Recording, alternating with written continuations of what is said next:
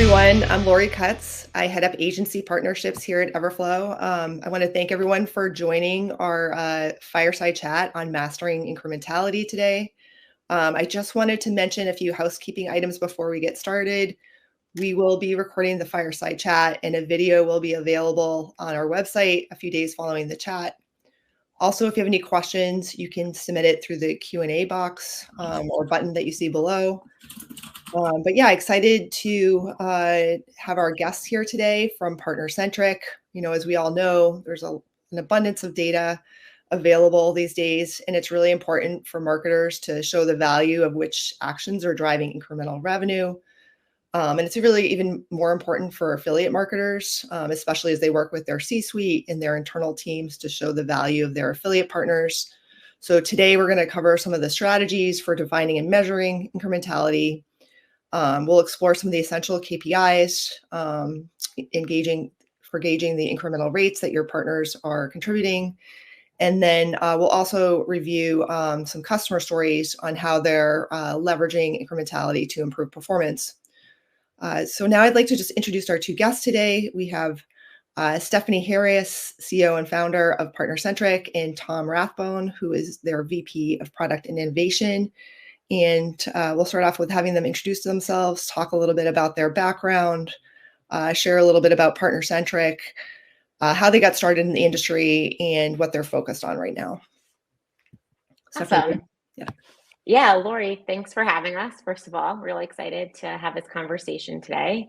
Like you said, I'm Stephanie Harris, founder and CEO of Partner-Centric. We are the largest independent affiliate marketing agency in the US, and we have close to 100 different brands that we manage affiliate programs for, from everything from Fortune 50 companies to fast growth startups, so challenger brands, powerhouse brands, everything in between. And we're really happy to be here. And hi, I'm Tom Rathbone. I'm the VP of Product at Partner-Centric. I've been here for 16 years or so, the best 16 years of Stephanie's life.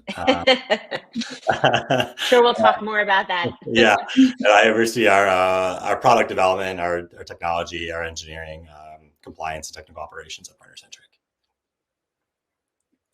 That's great. Thanks so much for joining us today. We have a great lineup of Q&A, so I'm going to just go ahead and dive in. So first, I think it's really important for a lot of marketers to understand, how can they define incrementality for their brand, and how does this really help them figure out how successful their affiliate programs and campaigns are? Lori, great question. So I think that most people think that brands all define this very differently. And I think the truth is somewhere in between, sort of like, yes, they do and no, they don't, because yes, all businesses have different business goals, but almost all the time they define it in very similar ways. They do a lot of A/B testing and testing in an isolated moment to examine an incrementality and an incrementality lift from a specific moment in time. And we define it a bit differently. So, we were just talking earlier about the pandemic, and at that time, we were getting, having a lot of conversation about where the industry was headed. And some of the conversation that we had as a leadership team had to do with the fact that we saw more and more marketing dollars going to other marketing channels, and not the affiliate channel, and feeling like the affiliate channel was being left behind or marginalized because of different things, attribution issues, lack of clarity around incrementality, measurement was not as clear cut as it is with some of the other marketing channels. We were really trying to think through, what we need to do in affiliate marketing to not fall behind and to address those challenges. And having a lot of our clients come to us and say, hey, with which of our partners are more incremental to us and have more value to us, and which are less incremental, and needing to have an answer for those questions.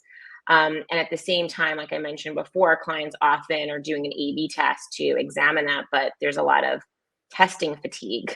Clients are just sort of like, I don't have time for this, especially during the pandemic. So you can't let a good crisis go to waste. So during that time, we took a lot of cash and resources and time and brought to the market multiple technologies that would really address some of these issues, and make this marketing channel comparable to other paid media investments, and also make it easier to pay commissions based on the sort of ultimate value each partner brings to the table, with this goal ultimately to build something that's robust, that leverages our clients' own data, which was a big difference from how other incremental measurements were being done by networks and agencies at the time, and it was also easy to action on.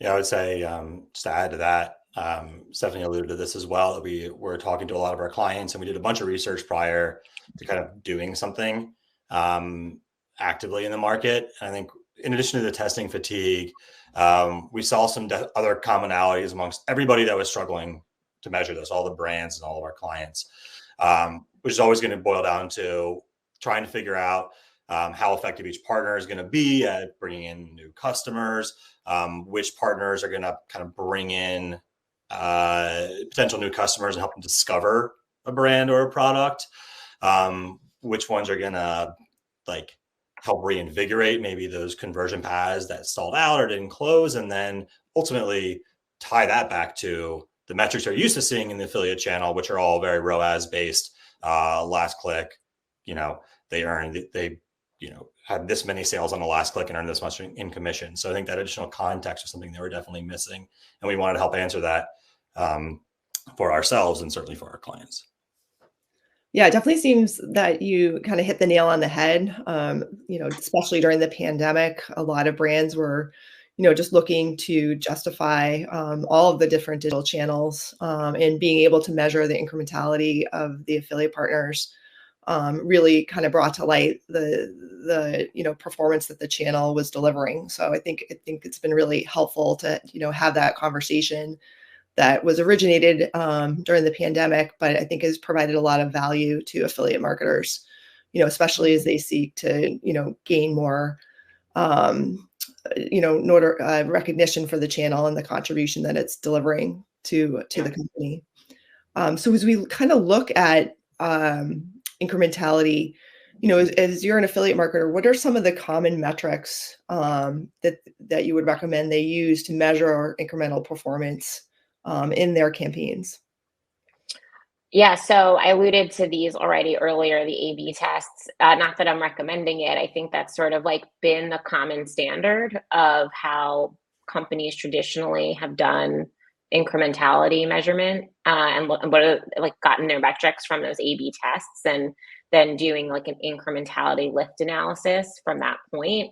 But like I was starting to talk about earlier, like what we hear from our clients is that the problem with these is that they tend to be short term. You're looking at a specific point in time, and it's also not scalable when you do it like that. And marketers want an easy way to track their progress and their performance.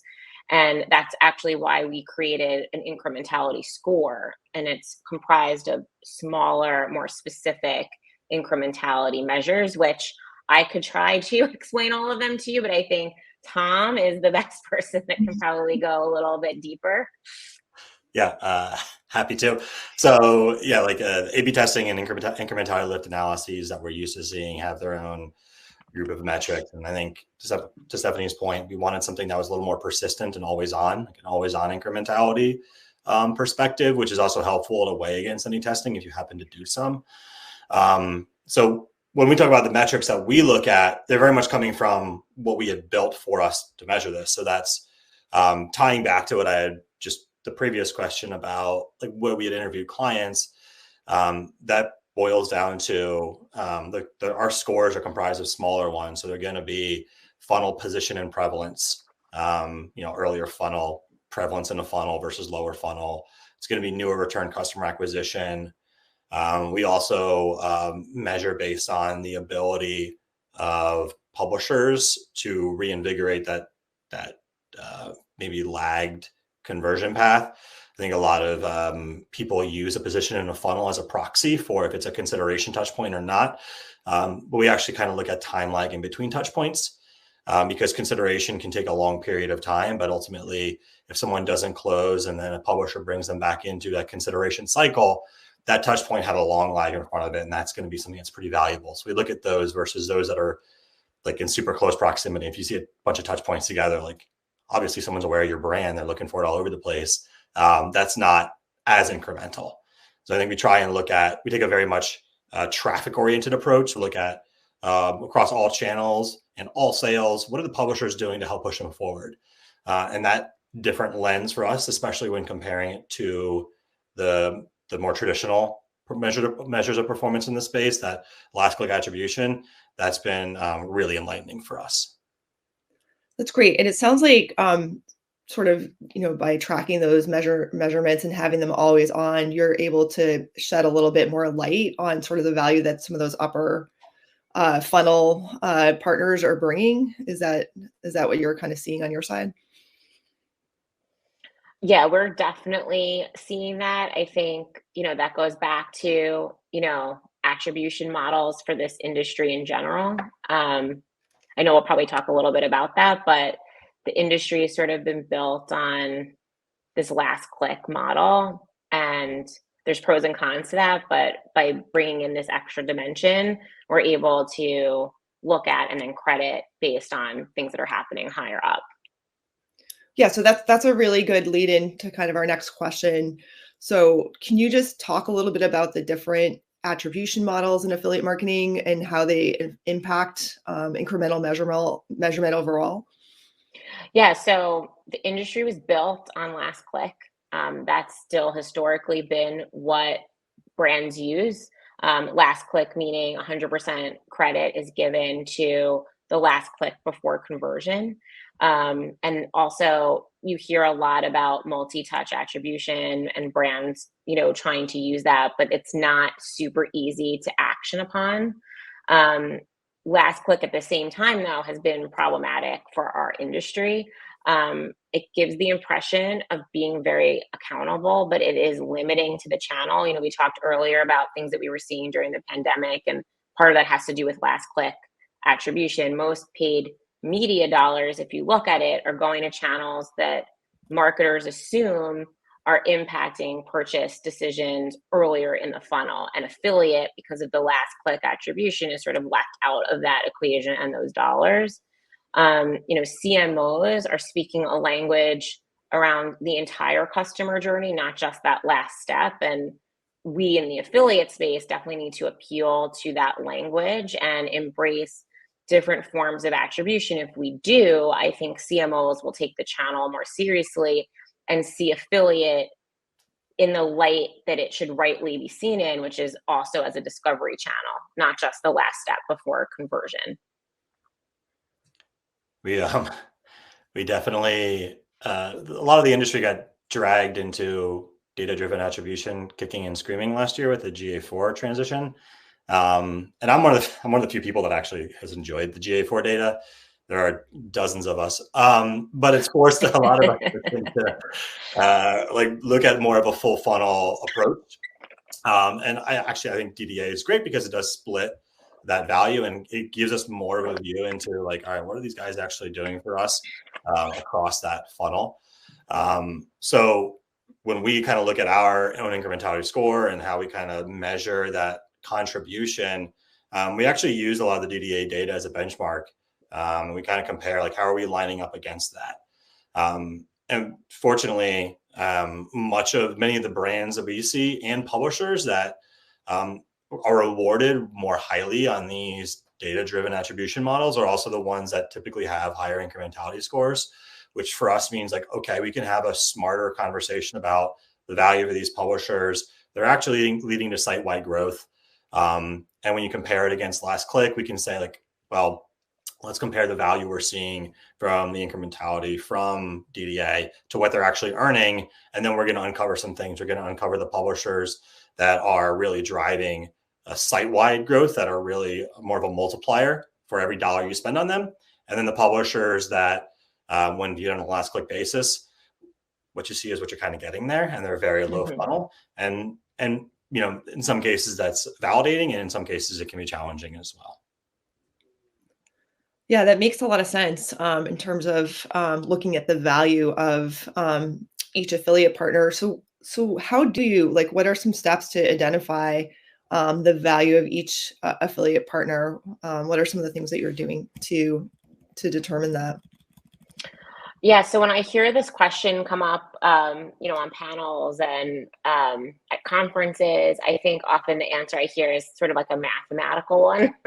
And I think there's a time and place for the math, but I think it's initially not a question of the math. It's more of a matter of, are you doing this all the time? Or going back to, the previous things that we've talked about, are you doing this at a moment in time? Is your incrementality analysis like always on, like Tom was saying? Because, the way that we're looking at it, we're determining incremental value at a partner and a category level on a perpetual basis, which completely changes the data that you're looking at. And also helps normalize it against other paid media channels in a way that affiliate normally isn't able to do. And then we can identify the incrementality of a partner, not only at that moment in time, but prior to a campaign, across a broader base of advertisers, and also during a campaign. So being, always on allows for other variables to be analyzed. So things like seasonality, things like um, competitions, or looking at commission structure, looking at what's happening with your competitors in terms of at different points in time, if they're running other campaigns and promotions, how that's affecting your numbers. So you miss out on all of these, and they all act as levers to determine, ultimate like return on ad spend when you're testing at a specific point in time versus ongoing. You're able to play with the data. Tom was saying, there's the data is really fun to play with. We were talking about it earlier. Like when you're using our incrementality index, and part of what makes it so fun is, not looking at it just a point in time, but that whole span, an always on span. Yeah, it's really interesting that incrementality testing on a partner level inherently can bring a lot of biases into play, where you're only going to be looking for value in certain publishers, and you're probably not going to be looking at all of them. Like, you don't have the time. Marketers don't have the time or the bandwidth to do that across the full publisher base, which means you're probably going to miss out on some diamonds in the rough, or getting a better understanding of maybe some overpayment per value on a publisher basis. So I think when we look at this perpetual always on approach, and we go down to each publisher throughout that, we can benchmark it across our other clients per category or vertical. And for us, we're able to bring in the context of what we have as affiliate marketers for with these, how this publisher promotes, and say, like, all right, what's working? Where are they doing well? Why are they doing well over there? How can we get more of that? And then compare that as well to what I was saying before with the affiliate tracked performance metrics. And then we can uncover certain content publishers. We have a bunch of these that we've kind of uncovered, where if you just looked at their affiliate channel, like tracking that we're used to, they're going to seem like a small publisher that's not doing much for you, and probably wouldn't be someone that you target from like an A/B testing or incrementality lift analysis. But when we actually look at like what they're doing site-wide for you, they're actually far more active and are driving a lot more earlier funnel activity, which means for every dollar you're spending on them, they're actually contributing to more sales. They're contributing to more growth. And those are the ones that we want to say, like, pull those out. Let's optimize more. Let's get more of that versus the publishers where if they're driving a ton of commissions and sales and tracked orders, but don't look like they're really lifting anything else up, they're being lifted by other channels, then we're probably going to want to either maybe optimize them. We have some great success stories where we've been able to change how we're working with that publisher to lift that score. Things like media buys, paid placements, et cetera. We have a bunch of like sub networks where we kind of adjusted the mix of publishers therein to boost that score as well. So we're able to shift them more from someone that's being lifted by other channels into someone that's lifting other channels. Yeah, I mean, it sounds like all the focus you have on incrementality is really helping to identify those publishers that are, kind of lifting the equation and also providing those benchmarks so you can see how your, your publisher categories or even specific publishers are comparing with other brands in the market, which is really valuable. So as you kind of, look at incrementality and are kind of seeing all these, metrics and data points come in, how are you kind of leveraging it for your, or how your account team is leveraging it to enhance their partner recruitment and commissioning strategies? Sure. So I got my start as an affiliate manager in-house and then agency side. And so like recruitment, the world of the account managers is near and dear to my heart. And I think it's a great question because recruitment has been largely driven by existing relationships or by really a flawed attribution system, which we were just talking about before, is last click. That creates a really limited pool of publishers when you're viewing it as narrowly as that. And even if you talk with like really talented, strong account managers in our space who've been in the space for a long time, a common complaint is that there's not enough productive, incremental partners in the channel. And I think that's a false narrative. It's a false narrative because the way that we're looking at the data in that example is really narrow. And if we just kind of look at it slightly to the side, and I'll kind of explain that, I think it opens up a much larger world. So I think the best kind of analogy I can give is, the way that we should look at recruitment should be the way that, a good business should be looking at like their talent management. We're really serious at Partner Centric about how we manage, our team and how we develop that team. And, if you're looking at, individuals on your team, you're always going to be looking at them in a holistic 360-degree way. How to invest more in them, where to move away from.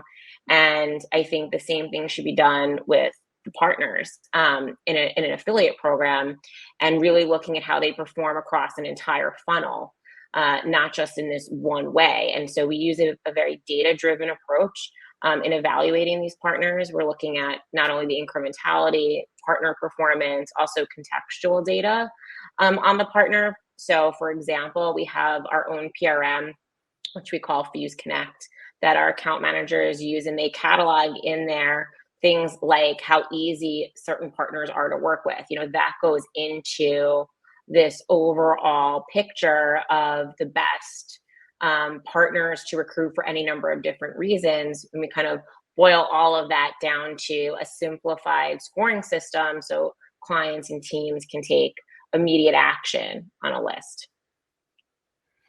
Same that, and similar, like Stephanie said, she got her start as an account manager. I got my start supporting her in her account management. So supporting account managers with data is near and dear to my heart. That's right. Drilled into me. Yang, right there. Yeah, I'm super cool. So I think to what Stephanie was saying, like we have the investment we made in a lot of our incrementality measurement and tracking, and that's great.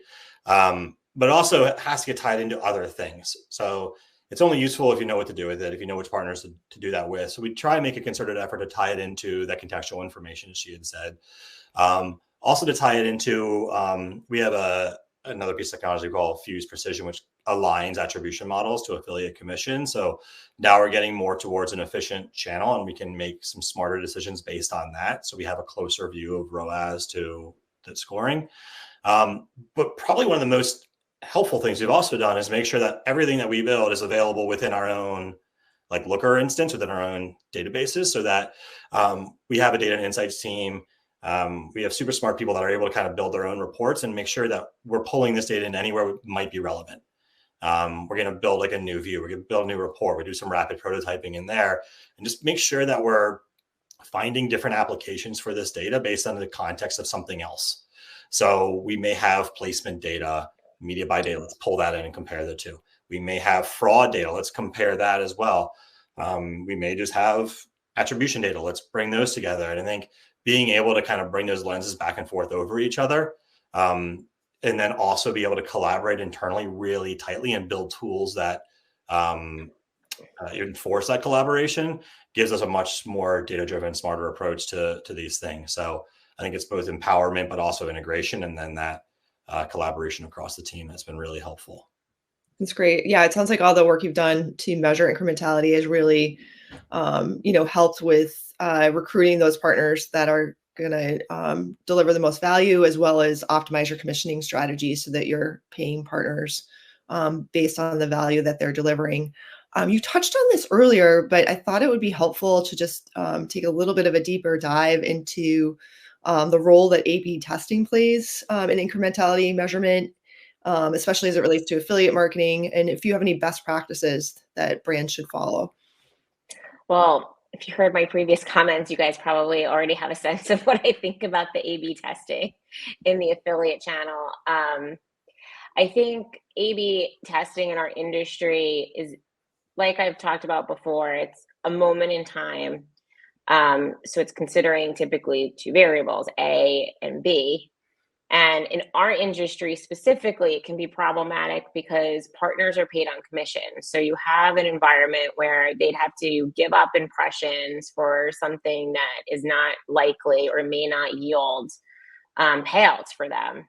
And so they're not well incentivized to be in a test environment. Probably more so in this channel than others. That's a real challenge. So what is their incentive to give away these impressions? I think that limits the ability that we as marketers have to properly control A/B tests. Yeah, like we don't have control over the publishers. We don't have control over the brand site. We're kind of limited on what we can control in there and how we can limit the number of variables.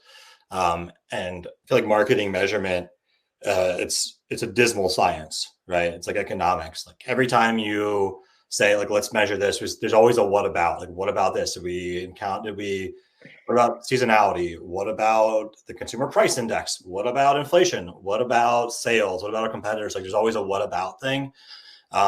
So for us, like at scale, in a way that we can kind of standardize it, that A/B testing was problematic.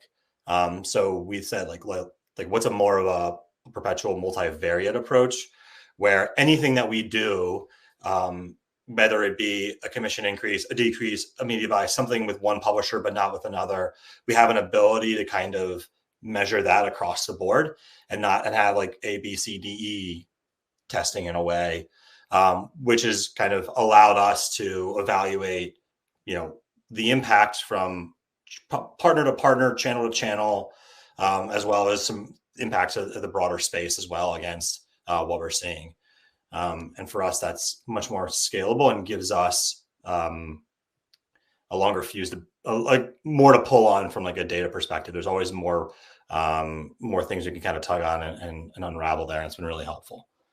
Yeah, that makes a lot of sense. I think it is more challenging to do A/B testing in the affiliate space because it is partner based. It's a lot easier to work with some of the other digital channels just because it's more of a relationship channel. Or So, it's like really, really resource heavy. And marketing, like every marketing department is short staffed right now, right? Like everyone's super tight on bandwidth and resources and time. So like maybe you could do that, but the resources to do it can be unfeasible. that makes a lot of sense. Sort of continuing in that vein, what are some of the challenges that affiliate marketers face when they're looking to measure incrementality? And what have you recommended to them to kind of overcome some of these challenges? Yeah, so Tom kind of hit that on the head a little bit already, that marketers are in like a real crunch. They don't have certainly in today's world, they don't necessarily have the time or the resources to conduct, the proper testing in the first place. And there's a lot of I just don't have the time that I need to be more agile in this space. So, like we talked about before, testing fatigue is a real thing. And if they do test, it's done in this sort of isolation environment, which is in that isolated point in time and combination of variables, the insights are going to be short term, like we talked about, and not scalable. I think that, Tom and I started to highlight earlier that the beginnings of our working relationship, I was managing programs, he was supporting me managing programs. And one of the things that we would talk about a lot, I would always say to him, and I still say to our team, is, if you can't prove numbers, you have to prove effort. When the results aren't yet there, you have to show you're trying to get to a way to get to those results. I think incrementality analysis is very much like that. It's trying to show the effort of getting to the desired numbers, especially when there's so much uncertainty around whether the numbers you're looking at can be trusted, and are they really coming from a certain channel. And so, the analysis that marketers employ, you need to be able to employ this sort of always on incrementality measurement, boil it down to easy to action scores, and then be able to, like, it would be great. And this is, I'm sure Tom will talk about a little bit further, be able to automate your commissions based on that analysis. So whatever those findings are, automate your commissions so that you can, do all those efforts to ultimately prove out the numbers. Yeah, I think like one of the biggest challenges that marketers face is that the data that they're provided, especially through marketing platforms, is usually limited both in breadth and in depth. It's especially in the affiliate channel. What brands are most used to, and not a lot of networks, save Everflow, provide is the ability to kind of look at a broader array of like what's going on across all of the channels, but then also dive deeper into what we're seeing there. And that's really limiting. Especially to what you're saying earlier, like if CMOs have a full funnel approach, and we're only able to look at this narrow slice of things and not that deep, we have both hands tied behind our back then. So for us, and what I think a lot of marketers need to get better at, is using better data. And even if you don't like DDA and GA4, figuring out a way to appreciate it, and be able to leverage that data and tell a broader story. And I think like the other challenge is like, okay, let's say you do have access to some of that data. How can you engineer an analysis based on that? And you can do one-off reports analyses, but especially for a lone marketer without a ton of resources, being able to engineer like an always-on incrementality like analysis is certainly hard. Like we have the benefit of being an agency, and Stephanie wanted to invest in these things, and we wanted to make sure that we were kind of growing in that area, and that's helpful. But if you're a one-off marketer at a brand and it's hard for you to even get time from your analytics team, much less your engineering team, it's going to be a big challenge to do this in a perpetual way. Then I think to Stephanie's other point, like, let's do that. Let's take it even further. And then we want to start automating commissions. You want to start aligning the costs of the channel, your budget to the value you're receiving, both from an attribution, but also like incrementality perspective. And that's more of, I think, where we want to look and grow and go, because we feel like that's kind of where the puck is going. Yeah, absolutely. I mean, at Everflow, we know how important it is for affiliate managers to be aware of what's happening in the other channels and kind of how it's impacting affiliate channel performance as well. You kind of touched on this a little bit already, but I thought it might be helpful for our audience today to talk a little bit about. You talked about some of the tools and software platforms that you're using to measure incremental performance, but thought it would be helpful just to take a little bit of a deeper dive. Yeah, so I mean, we've talked at great length at this point about the software that we use as an agency to make that happen, and we'll probably go a little bit further into that. But Everflow has also been amazing. So you guys have the multi-channel tracking at no additional cost. You have unlimited event tracking. Just having those features make the data super flexible and accessible for incrementality analysis. So I think that's really important. There have been big advances in other platforms as well, just to have more data at your fingertips to be able to um, analyze your own data or the data that the networks provide in a way that allows for that sort of like splicing and looking at the information at different angles. You know, the way that we're doing it, as Tom mentioned, as an agency. And what we've also done with it is, you know, if you're an in-house manager, as I once was, you know, these tools are also available to you. So it's not only for our agency clients, but with our Fuse incrementality, you know, we're reporting on incrementality at partner and partner category level. Over half of our clients are now on our incrementality index, and our teams are optimizing programs and identifying new partners that way. And what we've really found is when we pair this Fuse incrementality with our tool called Fuse Precision, which is an automated commissioning system, as I started to allude to before, you can immediately take action based on that analysis and commission your partners based on the incremental value that you're seeing rather than simply the last click status quo, which, as I mentioned before, I think has some real challenges to it. And so we've found a lot of success in doing that. That's great. Tom, did you want to add to that or have any? I mean, I don't have a ton to add to it. I would say we talked about quite a bit about GA4 here, largely because it's ubiquity, but also because it's probably due to the frustrations that most people are having that it's undervalued in its ability to kind of unlock a lot of findings, especially if you're able to tie into the raw data as we do. You can do a lot with it. And then, you know, there's a lot of other platforms out there we see in the space that are certainly like really interesting. And for some of our brands, they use them to great success, such as Triple Whale and Northbeam, those types of platforms that you see quite a bit. Mm-hmm. So we've talked a lot about incrementality. I think what would be really helpful for people is to just hear about some of the campaigns you've worked on that have, you know, sort of utilized some of your incrementality strategies and how you've kind of leveraged incrementality to optimize performance and revenue growth for your clients. Yeah, I can. I think we can kind of do, instead of like a broad, like we've seen this much growth or whichever, we can just kind of take some anecdotes, so like what our team has actively done. So we have one client in particular. They have a ton of influencers. They're very influencer heavy. It's Sideshow. They do figurines, a lot of like video game figurines, those types of memorabilia things, which is obviously going to be really strong towards a certain crowd in the influencer space.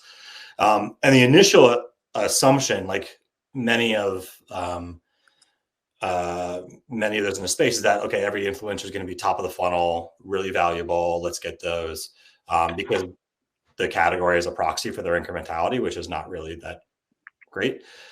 So when looking at more of the incrementality data that we are pulling in, we can actually highlight which influencers are challenging that assumption, which are validating those. So the ones that are not actually top of funnel, we didn't quite do as much with, but we can find the ones that are really high funnel.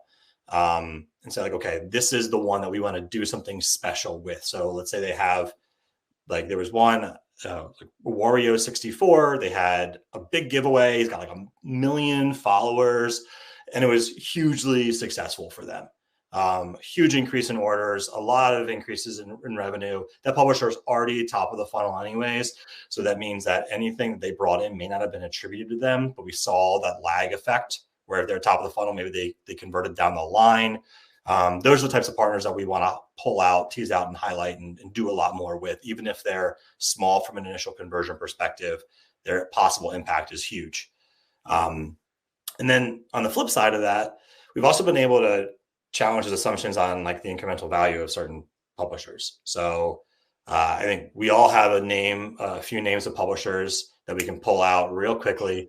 We won't say them necessarily here. Those who must not be named. Yeah, I'm not looking to pick a fight right now. now. A gag order on yeah. Tom. I'm not looking to pick a fight in a public setting. But they definitely, like, there's some that a lot of brands and agencies alike will say like, well, they're not incremental. In a lot of cases, they're kind of right.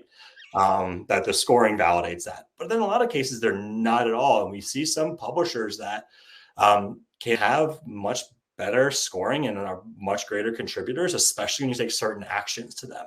So we have a very clear correlation with some of our publishers, even larger ones like Capital One, which is typically can get kind of beat up on as like a lower funnel converter. But we actually see, like, when we do certain activities with them, certain types of media buys, paid placements, et cetera, we see a boost in that incrementality score. And we don't see it necessarily during the period in which that media buy is live, because we look at a conversion then backwards in time. We see that lag effect as well. That halo effect kind of lasts for weeks. So if we see that when we do a certain media buy for a certain number of days, there's a high correlation to an increase in scoring, we're able to bring that to a client that may have been not really into that type of publisher and say, listen, let's test this. We think we can do that. And we did that with that same client as well. And saw a real big increase in conversion rate in the overall, of course, like what the publisher did quite well, but then also an increase in like their new customer acquisition, an overall rise in their position in the funnel, and like a halo effect to other channels as well. And that's really valuable. Like, those are the things that we want to make sure we're able to leverage the data to not necessarily use our assumptions as an unproductive and not data-driven approach. Instead, use the data we have, be able to bring something in that we have a good indication is going to be an opportunity, and see the effect site-wide. Mm-hmm. That's great. Yeah, that's great. I think it sounds like that you're able to show the value of publishers that some people might just consider as not providing a whole lot of momentum to their affiliate program, but having that data and being able to measure that can really bring those publishers back to the forefront as they realize their value. So I wanted to thank you both for joining us today, and I just wanted to see if you had any final thoughts, as we've kind of covered everything from A to Z on incrementality, but would love to hear if you have any last thoughts as we wrap things up. Well, I would say that, over the last 12 months, like at Partner Centric, we've seen tremendous growth. And I think that speaks to the vibrancy of the affiliate channel. And certainly it goes like this, but I think we're certainly heading toward a peak right now in terms of demand and interest in the channel from all kinds of brands. And that's really exciting. I think our job as marketers, certainly, Tom alluded to the puck and going where the puck goes. He's a hockey guy, so I'm going to extend his analogy. If we need to skate where that puck is going as marketers, incrementality is certainly where it's been, and it's where it's going to continue to be. Being sophisticated yet straightforward with your, incrementality approach, whatever that approach is that you use, and really looking to make your efforts more robust here so that you can really prove out the numbers to the powers that be, whoever that is. If you're an in-house manager and it's your boss, if you're working at an agency and you have clients that you need to answer to for how you're getting to the numbers that they're looking for, and that those numbers are real and valuable and incremental, because that is the main question. I think that's really important. And then just as our industry continues to evolve and as demand continues to increase, which I believe it will, for having an affiliate marketing program in a brand that's really robust, just continuing to evolve your practices to meet an ever changing demand that marketers have. And just I would just sort of reiterate, really needing to speak the language of today's CMO. It's really important for affiliate marketers today. That's great. Oh, I'll let you go too. I don't really have anything to add to that besides, like, if you want to talk about incrementality, anybody out there, like, let me know. I love talking about it. Yeah, absolutely. If anyone has any, if you're looking for, a very data-driven, obviously, agency that can scale your affiliate program, please reach out to Tom and Stephanie. They provide a lot of value to clients that are really looking to grow and scale their affiliate partnerships. And then I just want to thank you again for joining today. And thanks to our audience for joining as well. And I think this was a great tutorial on incrementality, and excited that I had the opportunity to to present with you today. Thank you, Lori. We appreciate it. Thank you, Lori, and thank you, Everflow. Yeah, thank you, Everflow.